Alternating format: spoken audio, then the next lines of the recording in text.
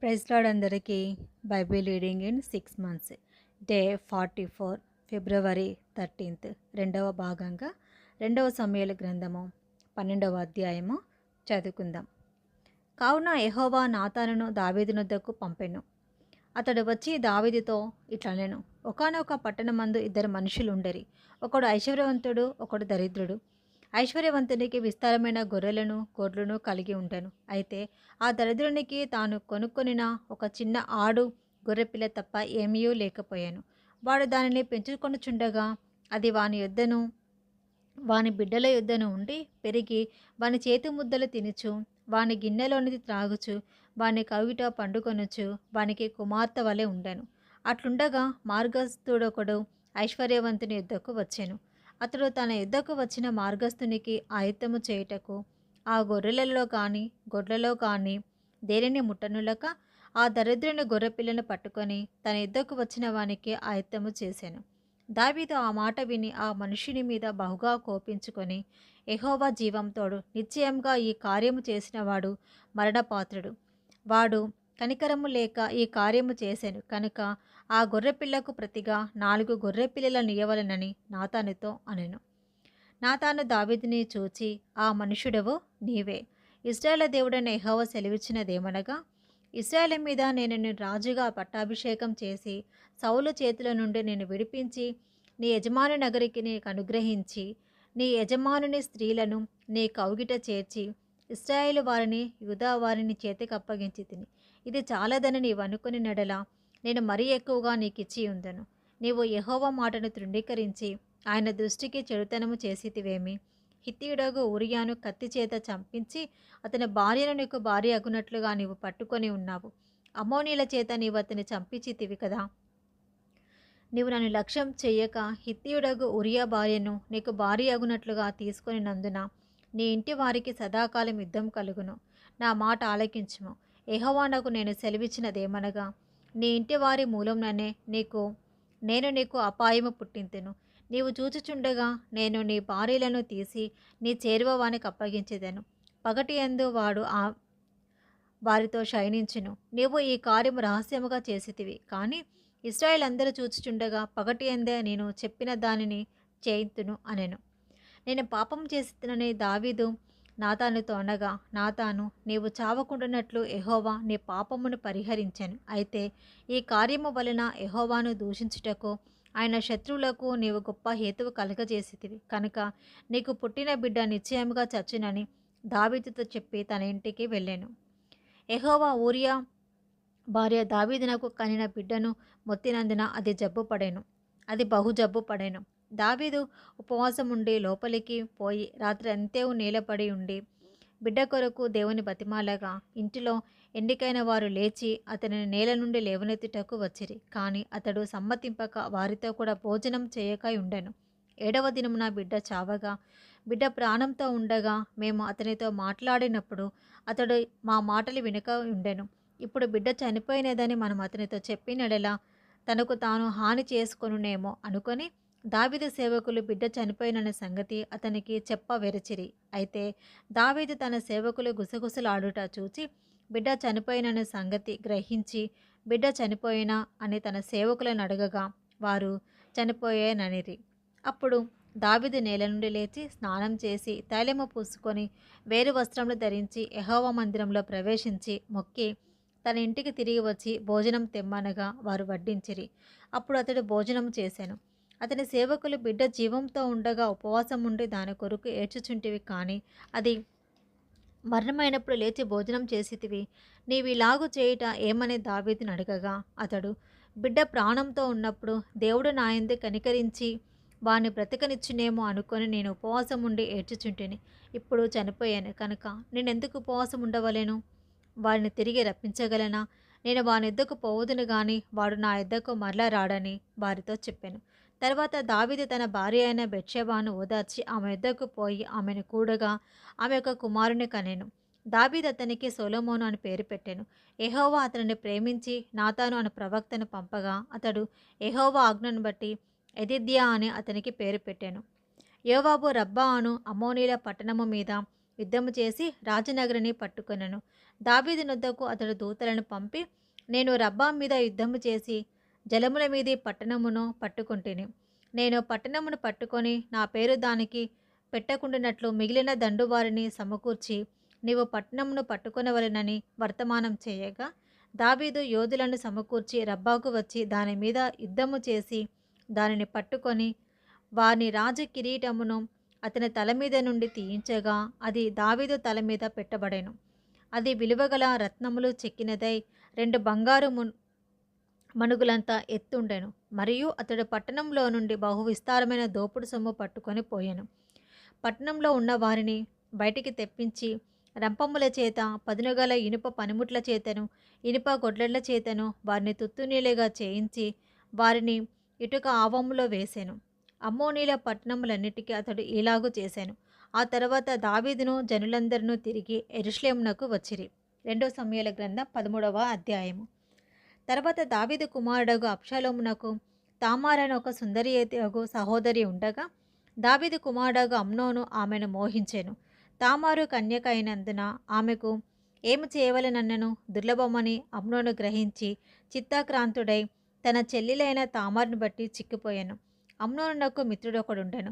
అతడు దావీదు సహోదరుడైన షిమ్యా కుమారుడు. అతని పేరు యెహోనాదాబు. ఈ యెహోనాదాబు బహు కపటము గలవాడు. అతడు, రాజకుమారుడైన నీవు నానాటికి చిక్కిపోవుటకు హేతువేమి? సంగతి నాకు తెలియచెప్పవా అని అమ్నోనుతో అనగా, అమ్నోను, నా తమ్ముడగు అబ్షాలోము సహోదరి అయిన తామారును నేను మోహించి ఉన్నానని అతనితో అనెను. యెహోనాదాబు, నీవు రోగివైనట్టు వేషము వేసుకొని నీ మంచము మీద పండుకొని ఉండుము. నీ తండ్రి నిన్ను చూచుటకు వచ్చినప్పుడు నీవు నా చెల్లెలైన తామారు చేత సిద్ధపరచబడిన భోజనము నేను భుజించినట్లు ఆమె వచ్చి నేను చూచుచుండగా దానిని సిద్ధం చేసి నాకు పెట్టినట్లు సెలవిమ్మని అడుగుమని అతనికి బోధింపగా అమ్నోను పడక మీద పండుకొనెను. అమ్నోను కాయిలా పడినని రాజు అతన్ని చూడవచ్చినప్పుడు అమ్నోను, నా చెల్లెలకు తామారు చేతి వంటకము నేను భుజించినట్లు ఆమె వచ్చి నేను చూచుచుండగా నా కొరకు 2 అప్పములు చేయుటకు సెలవిమ్మని రాజుతో మనవి చేయగా, దావీదు, నీ అన్నయ్యకు అమ్నోను ఇంటికి పోయి అతని కొరకు భోజనం సిద్ధం చేయమని తామారు ఇంటికి వర్తమానం పంపెను. కాబట్టి తామారు తన అన్నయ్యకు అమ్నోను ఇంటికి పోయెను. అతడు పండుకొని ఉండగా ఆమె పిండి తీసుకొని కలిపి అతని ఎదుట అప్పములు చేసి వాటిని కాల్చి బొరుసు పట్టుకొని అతనికి వడ్డింపగా అతడు, నాకు వద్దని చెప్పి ఉన్నవారందరూ నా యుద్ధ నుండి అవతలికి పొండనెను. వారందరూ బయటికి పోయిన తర్వాత అమ్నోను, నీ చేతి వంటకం నేను భుజించినట్లు దానిని గదిలోనికి తెమ్మనగా తామారు తాను చేసిన అప్పములను తీసుకొని గది లోపలనున్న తన అన్నయ్యగు అమ్నోను వద్దకు వచ్చెను. అయితే అతడు భుజింపవలెనని ఆమె వాటిని తీసుకొని వచ్చినప్పుడు అతడు ఆమెను పట్టుకొని, నా చెల్లి రమ్ము, నాతో శయనించుము అని చెప్పగా ఆమె, నా అన్న, నన్ను అవమానపరచుకుము. ఈలాగు చేయట ఇశ్రాయేలుకు తగదు. ఇటు జార కార్యము నువ్వు చేయవద్దు. నా అవమానం నేనెక్కడ దాచుకుందును? నీవును ఇశ్రాయేలులో దుర్మార్గుడ వగుదువు. అయితే ఇందును గూర్చి రాజుతో మాట్లాడము, అతడు నన్ను నీకియ్యకపోడు అని చెప్పినను అతడు ఆమె మాట వినక ఆమెను బలవంతం చేసి అవమానపరిచి ఆమెతో శయనించెను. అమ్నోను ఇలాగు చేసిన తర్వాత ఆమె ఎడల అత్యధికమైన ద్వేషము పుట్టి అది వరకు ఆమెను ప్రేమించినంత కంటే అతడు మరీ ఎక్కువగా ఆమెను ద్వేషించి లేచిపొమ్మని ఆమెతో చెప్పగా ఆమె, నన్ను బయటకు త్రోసివేయటం వలన నాకు నీవిప్పుడు చేసిన కీడు కంటే మరి ఎక్కువ కీడు చేయకుము అని చెప్పినను అతడు ఆమె మాట వినక తన పనివారితో ఒకరిని పిలిచి, దీనిని నా యుద్ధ నుండి వెళ్ళగొట్టి తలుపు గడియలు వేయమని చెప్పాను. కన్యకలైన రాజకుమార్తెలు వివిధ వర్ణములు గల చీరలు ధరించువారు. ఆమె అట్టి చీర ఒకటి ధరించి ఉండెను. పనివాడు ఆమెను బయటికి వెళ్ళగొట్టి మరలా రాకుండానట్లు తలుపు గడియలు వేశాను. అప్పుడు తామారు నెత్తిమీద బుగ్గి పూసుకొని తాను కట్టుకొనిన వివిధ వర్ణములు గల చీరను చింపి నెత్తిమీద చెయ్యి పట్టుకొని ఏడ్చుచూపోగా ఆమె అన్నయ్యకు అబ్షాలోము ఆమెను చూచి, నీ అన్నయ్యకు అమ్నోను నిన్ను కూడినాడు కదా, నా చెల్లి, నీవు ఊరకుండము. అతడు, నీ అన్నయ్య కదా, ఇందును గూర్చి చింతపడవద్దు అనెను. కావున తామారు చెరపబడినదై తన అన్నయ్యకు అబ్షాలోము ఇంట ఉండెను. ఈ సంగతి రాజాకు దావీదునకు వినబడినప్పుడు అతడు బహురౌద్రము తెచ్చుకొనెను. అబ్షాలోము తన అన్నయ్యగు అమ్నోనుతో మంచి చెడ్డ ఏమీ మాట్లాడక ఊరకుండాను. కానీ తన సహోదరియగు తామారును బలవంతం చేసినందుకే అతని మీద పగయుంచెను. 2 సంవత్సరములైన తర్వాత ఎఫ్రాయిమీనకు సమీపమందుండు బయల్తాసోరులో అబ్షాలోము గొర్రెల బొచ్చు కత్తిరించు కాలము రాగా అబ్షాలోము రాజకుమారులందరినీ విందునకు పిలిచెను. అబ్షాలోము రాజునొద్దకు వచ్చి, చిత్తగించుము, నీ దాసుడైన నాకు గొర్రెబొచ్చు కత్తిరించు కాలము వచ్చాను. రాజవైన నీవును నీ సేవకులను విందునకు రావాలనని నీ దాసుడునైనా నేను కోరుచున్నానని మనవి చేయగా రాజు, నా కుమారుడా, మమ్మను పిలువవద్దు, మేము నీకు అధిక భారముగా ఉందుము, మేమందరం రాతగదని చెప్పినను అబ్షాలోము రాజును బలవంతం చేశాను. అయితే దావీదు వెళ్ళనెలక అబ్షాలోమును దీవించి పంపగా అబ్షాలోము, నువ్వు రాకపోయినడలా నా అన్నయ్యగు అమ్నోను మాతో కూడా వచ్చినట్లు సెలవిమ్మని రాజుతో మనవి చేశాను. అతడు నీ యొద్దకు ఎందుకు రావాలనని రాజు అడగగా అబ్షాలోము అతని బతిమాలినందున రాజు అమ్నోనును తన కుమారులందరినూ అతని యొద్దకు పోవచ్చునని సెలవిచ్చాను. అంతలో అబ్షాలోము తన పనివారిని పిలిచి, అమ్నోను ద్రాక్షారసము వలన సంతోషి అయుండుట మీరు కనిపెట్టి ఉండి అమ్నోనును హతము చేయడని నేను మీతో చెప్పినప్పుడు భయపడక అతని చంపుడి. నేను కదా మీకు ఆజ్ఞ ఇచ్చి ఉన్నాను, ధైర్యం తెచ్చుకొని పౌరుషము చూపుడి అనే గట్టిగా ఆజ్ఞ ఇచ్చాను. అబ్షాలోము ఇచ్చిన ఆజ్ఞ చొప్పున వారు చేయగా రాజకుమారులందరూ లేచి తమ కంచెరగాడిదల నెక్కి పారిపోయారు. వారు మార్గంలో ఉండగానే ఒకడును లేకుండా రాజకుమారులను అందరినీ అబ్షాలోము హతము చేసినని దావీదు నాకు వార్త రాగా అతడు లేచి వస్త్రములు చింపుకొని నేలపడి ఉండెను. మరియు అతని సేవకులందరూ వస్త్రములు చింపుకొని దగ్గర నిలబడి ఉండిరి. దావీదు సహోదరుడైన షిమ్యాకు పుట్టిన యోహానాదాబు దీనిని చూచి, రాజకుమారులైన యవనులందరినీ వారు చంపిరని నా ఏలినవాడవగు నీవు తలంచవద్దు, అమ్నోను మాత్రమే మరణమాయెను. ఏలియనగా అతడు అబ్షాలోము చెల్లెలైన తామారును బలవంతం చేసిన నాట నుండి అబ్షాలోము అతడి చంపవలెనని తాత్పర్యంతో ఉండనని అతని నోటి మాటను బట్టి నిశ్చయించుకొనవచ్చును. కాబట్టి నా ఏలినవాడవగు నీవు రాజకుమారులందరూ మరణమైరని తలంచి విచారపడవద్దు, అమ్నోను మాత్రమే మరణమాయననెను. అబ్షాలోము ఇంతకుముందు పారిపోయి ఉండెను. కావలి ఉన్న పనివాడు ఎదురు చూచుచున్నప్పుడు తన వెనుక కొండపక్కనున్న మార్గమున వచ్చుచున్న అనేక జనులు కనబడిరి. యెహోనాదాబు, అదిగో రాజకుమారులు వచ్చి ఉన్నారు, నీ దాసుడినైనా నేను చెప్పిన ప్రకారముగానే ఆయనని రాజుతో చెప్పాను.